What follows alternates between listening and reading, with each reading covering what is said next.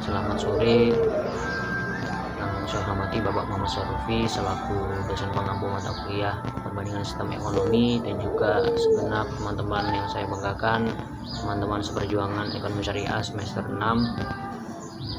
Pertama-tama marilah kita panjatkan puji syukur kehadirat Allah Subhanahu wa taala yang telah memberikan rahmat, taufik serta hidayahnya sehingga pada kesempatan sore hari ini kita dapat melaksanakan aktivitas sehari-hari dengan keadaan sehat walafiat.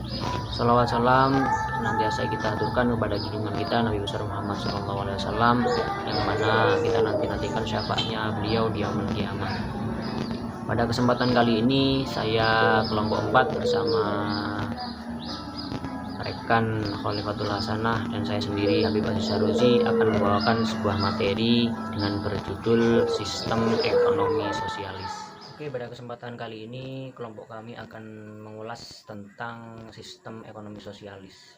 Jadi kita sebelum masuk ke pembahasan perlu saya sampaikan bahwa sebagai pengantar, untuk pengantar awalan ini, bahwa ekonomi menurut pandangan ekonomi konvensional itu merupakan sebuah studi ilmu untuk bagaimana manusia mengolah dan mengalokasikan sumber daya ekonominya yang terbatas itu untuk memenuhi kebutuhan dan keinginan manusia yang sifatnya tidak terbatas. Sehingga di sini muncul dua pertentangan antara kebutuhan dan keinginan manusia yang tidak terbatas dengan sumber daya ekonomi yang terbatas, sehingga ini muncul masalah ekonomi dalam sistem ekonomi konvensional, yaitu kelangkaan dan kebutuhan dan keinginan manusia yang sifatnya terbatas tersebut. Kemudian sistem ekonomi yang dikenal masyarakat secara global yaitu ada dua, sistem ekonomi kapitalis dan juga sistem ekonomi sosialis. Nah, pada kesempatan ini kita akan mengulas tentang sistem ekonomi sosialis.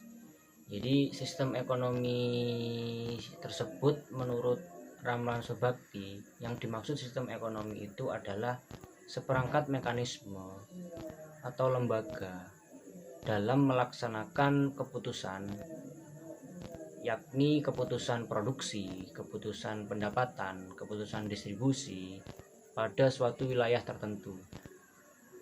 Sehingga ketika dalam sebuah negara, investor akan sangat mudah apabila mengetahui sistem apa yang digunakan, sistem ekonomi apa yang digunakan di dalam negara tersebut.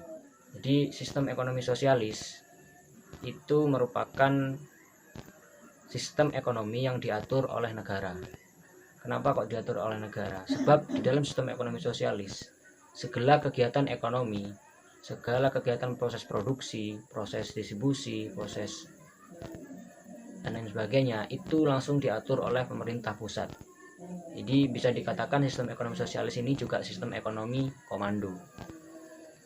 Jadi kalau sistem kapitalis kemarin itu lebih kepada para pemodal yang melakukan proses ekonomi, tapi dalam sistem ekonomi sosialis ini lebih kepada pemerintah pusat yang berwenang mengatur semua kegiatan perekonomian di suatu negara. Kemudian sistem ekonomi sosialis ini hadir karena menganggap bahwa ini adalah resistensi daripada sistem ekonomi kapitalis yang mana belum bisa mensejahterakan masyarakat pada negaranya. Lalu siapa sih yang menggagas dan juga membawa konsep sistem ekonomi sosialis ini? Ya, yang sering kita kenal dan sering kita dengar ya, meskipun kita belum bertemu, yakni Karl Marx, Pak D. Karl Marx. Beliau seorang sosialis radikal yang memiliki pandangan bahwa hak individual itu harus dihapus, termasuk hak kepemilikan tanah. Jadi kaum Marxis menganggap bahwa para industriawan dan juga para pemilik modal itu lebih mengedepankan keuntungan pribadi, keuntungan self interest ya, keuntungan pribadi. Jadi para pemodal lebih mementingkan kepentingan pribadi sendiri. Jadi kalau dalam sistem kapitalis dianggap bahwa yang kaya lebih kaya dan yang miskin lebih miskin. Kemudian sebenarnya apa sih karakteristik ataupun ciri-ciri sistem ekonomi sosialis ini? Yang pertama adalah kepemilikan pribadi di sini tidak diakui di dalam sistem ekonomi sosialis. Sebab apapun harta yang dimiliki oleh warga negaranya itu semata-mata adalah atas pemberian negara. Dan pada sewaktu-waktu pemberian itu akan diambil oleh negara ketika membutuhkan. Yang kedua, setiap individu bebas melakukan aktivitas ekonomi dan berhak menerima kesempatan dan akses ekonomi seluas-luasnya. Dan ini mengakibatkan turunnya tingkat kemiskinan karena semua warga negara berhak mendapatkan pekerjaan secara merata. Yang ketiga yaitu disiplin politik yang sangat tegas, yang menjadi salah satu ciri khas sistem ekonomi sosialis, karena juga menganut pada sistem ekonomi komando, yaitu langsung terpusat oleh pemerintah pusat. Ketika pemerintah pusat bilang A, semua harus melakukan A. Yang keempat yaitu setiap warga negara dipenuhi kebutuhan pokoknya, mengingat semua harta kekayaan dimiliki oleh negara, jadi negara mampu membiayai kebutuhan masyarakat. Yang kelima yaitu proyek pembangunan dilaksanakan langsung oleh negara, tidak ada peran swasta di sana yang mengambil peran. Jadi semua kegiatan ekonomi itu langsung dipegang oleh pemerintah. Kemudian yang keenam yaitu posisi tawar-menawar. Posisi tawar-menawar individu dalam sistem ekonomi sosialis ini sangat terbatas karena negara merupakan kunci utama dalam perekonomian. Yang keenam adalah posisi tawar-menawar individu sangat terbatas. Sebab di dalam sistem ekonomi sosialis ini peran negara menjadi sangat penting, bahwa semua itu harus negara yang mengaturnya. Tidak ada kebebasan untuk masyarakat. Selanjutnya yaitu ada kekurangan dan kelebihan dari sistem ekonomi sosialis ini.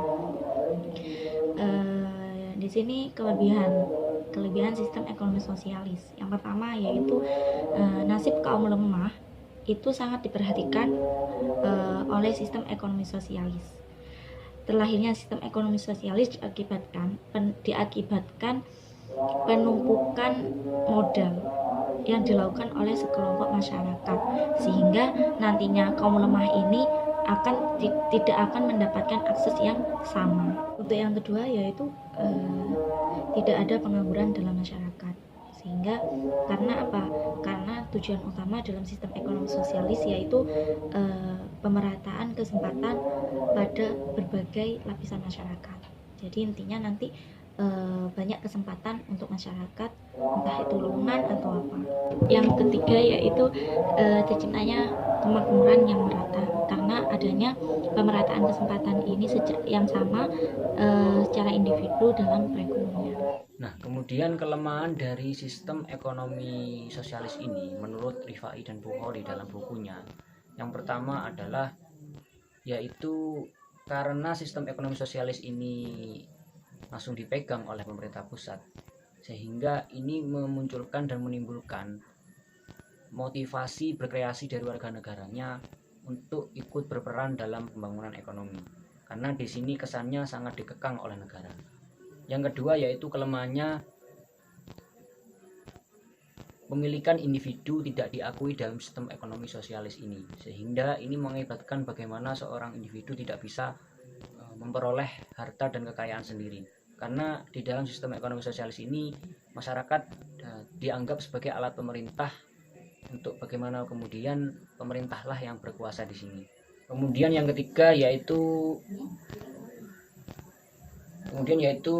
kemerataan yang absolut dan kepemilikan harta yang tidak diakui. Di sini mengakibatkan turunnya motivasi para pekerja. Mereka menganggap bahwa kita bekerja seolah-olah tidak ada gunanya, karena ketika kita bekerja, semua hak yang kita dapatkan akan sama dengan warga negara yang lain. Jadi di sini semua rata, siapapun yang bekerja itu upahnya sekian, semua sama meskipun dengan pekerjaan yang berbeda. Yang keempat yaitu penguasaan harta dan kekayaan itu dimiliki oleh negara, sehingga di sini terjadi penumpukan harta yang kemudian dimiliki oleh sekelompok penguasa saja. Dan itu terjadi kesenjangan antara penguasa dan juga para masyarakat. Masyarakat di sistem ini hanya dapat menerima apa yang diberikan oleh pemerintah. Oke teman-teman, saya kira itu yang dapat kami sampaikan. Apabila ada pertanyaan silakan ditanyakan, dan saya akan sedikit memberi cuplikan kesimpulan untuk teman-teman bisa disimak video terakhir dari saya. Saya akhiri, terima kasih kepada Bapak Muhammad Syarrofi selaku dosen pengampu dan juga segenap teman-teman yang sudah ikut bergabung di sini. Saya akhiri, semoga tetap jaga kesehatan, tetap ikuti protokol pemerintah, dan kita berharap semua pandemi virus corona yang terjadi di negeri kita hari ini dan juga di negeri saudara-saudara kita, semoga segera menghilang dan juga angkat kaki di muka bumi ini. Saya akhiri, wassalamualaikum warahmatullahi wabarakatuh. Sistem ekonomi merupakan cara yang dipakai oleh suatu negara untuk menyelesaikan atau menghadapi masalah dalam bidang ekonomi. Setiap negara memiliki sistem ekonomi yang berbeda-beda, tergantung dari situasi dan kondisi yang terjadi pada negaranya. Sistem liberal bisa juga disebut dengan sistem kapitalis. Dalam sistem ekonomi ini, pihak swasta bebas bergerak dalam segala kegiatan ekonomi untuk mengejar keuntungan yang sebesar-besarnya tanpa campur tangan pihak pemerintah. Sistem liberal ini diterapkan di negara-negara barat seperti Amerika, Inggris, Kanada, dan lain-lain. Ciri-ciri sistem ekonomi liberal yaitu hak milik pribadi diakui sepenuhnya, bebas berusaha dan bersaing, keuntungan untuk milik pribadi atau perusahaan sendiri, bergantung pada sistem harga, peranan pemerintah sangat terbatas. Sistem sosialis. Sistem ini diperkenalkan oleh Karl Marx. Menurut sistem ini, seluruh kegiatan ekonomi, baik produksi, distribusi, maupun konsumsi, diatur dan dikendalikan oleh negara. Sehingga, perusahaan swasta dan perseorangan tidak memperoleh kesempatan dalam berusaha. Negara yang menganut sistem ini biasanya menganut paham komunis, seperti China, Korea Utara, Rusia, dan lain-lain. Sistem ekonomi sosialis memiliki ciri-ciri sebagai berikut. Hak milik bersama, tidak ada kebebasan untuk berusaha dan bersaing, pertanggungjawaban perekonomian secara kolektif, sistem harga tidak bebas, dan peranan pemerintah yang sangat kuat.